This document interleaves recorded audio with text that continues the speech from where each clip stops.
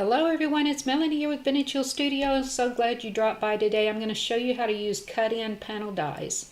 This is the one I'll be using by Gemini. It's called Butterfly Paradise. I'll be using some simple gift tissue paper, a little panel of acetate. Here's my card base and mat. If you're interested, all the supplies and dimensions can be found in the description below my YouTube video. So let's look at this die set. We've got this little border piece on the left and then the intricate die part in the center. If you use them together, it will cut out this little panel set. See how it automatically adds the border around there? For today, I am going to probably just use this intricate part. And I am going to cut through two layers here. I've got a black mat and then I also have my card base. So I plan on cutting through both of those layers.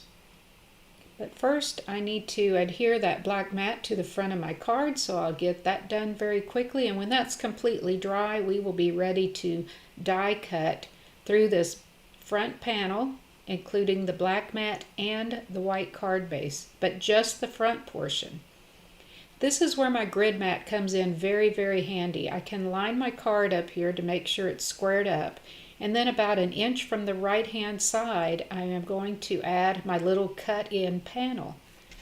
When I have that where I want it, I will tape it in place and we will be ready to run this through our die cutting machine. So first I'm going to open my card, then I'm going to use this magic mat from scrapbooking.com. And you can see I've sandwiched the card around the mat because I don't want to cut through the front and the back panels. So that's why you need to sandwich it around the mat. I'm only cutting through that front panel of my card. There you can see that. But unfortunately it left a little bit of warping, so I will add a mat to the inside later to take care of that.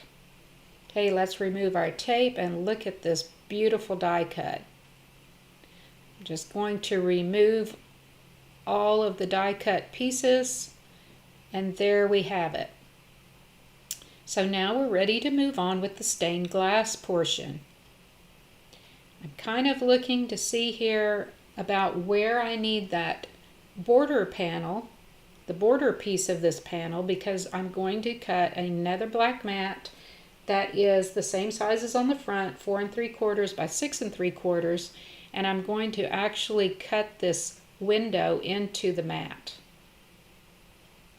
Okay, I'm getting that lined up again using my grid mat so that it will be aligned to what was done on the front of the card. Now I could have glued this on the inside and done this all at once, but I wasn't sure if I wanted the butterflies on the inside of the card as well as on the outside and that black panel.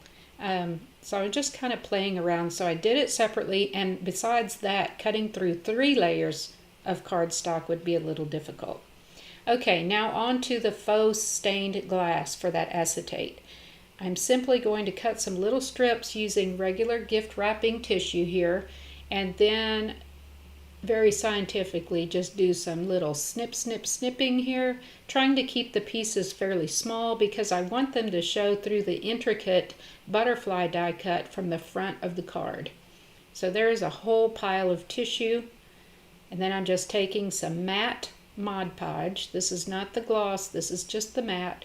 Using my spun brush, I'm just going to quickly brush that on the acetate, covering it completely. I'm not worried about the streaking, that will never show.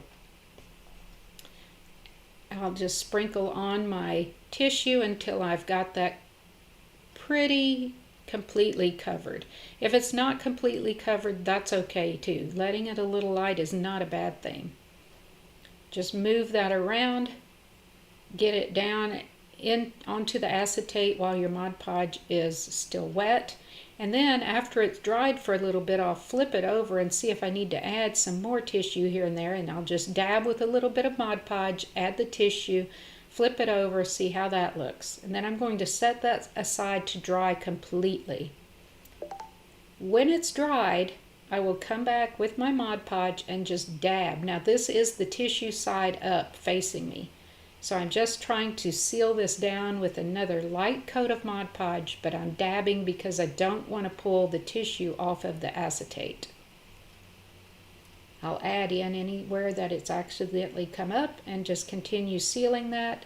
After that's dried completely, I'll come back with my scissors and just trim off any excess that's overhanging the acetate panel. And then our faux stained glass is about ready to be put into the card. Okay, now this is actually going to go over the back side of that die cut butterfly paradise. I'll take a little thin beading of glue because I don't want to squish that out onto my acetate, and then I'm just using little dots here and there on the solid parts of the back side of this die. Okay, get that put down, and I'm going to let that dry. And once that's adhered to my acetate, I can come back with this extra mat that I cut with the cutout panel. I'm trying to see if I want to use a black cutout on the inside, the black butterfly paradise. So first I will get my mat put down. Get that adhered over my stained glass panel.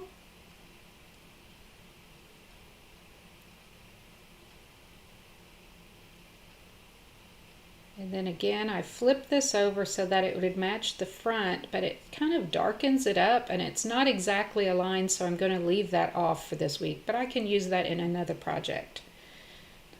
This is where I took care of that warping. I did another identical black mat and then the sentiment mat.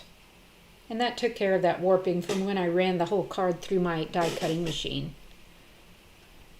Okay, I needed to add a little happy birthday to the front. I'm going to keep it very simple. I'm not adding any gems or anything else to the front of the card because I want the focus to be that faux stained glass. And here you can see how once the card is opened. Here is my finished card for the week. I hope you enjoyed watching this faux stained glass idea using some scrap tissue paper, and maybe you'll give it a try. I mean, the sky's the limit on the colors you could use on any of these cards, and I think the black will set off any colors you choose. Thank you so much for dropping by today. I would love to hear any comments from you. Have you as a subscriber, and I hope to see you again next week. Happy crafting, everyone!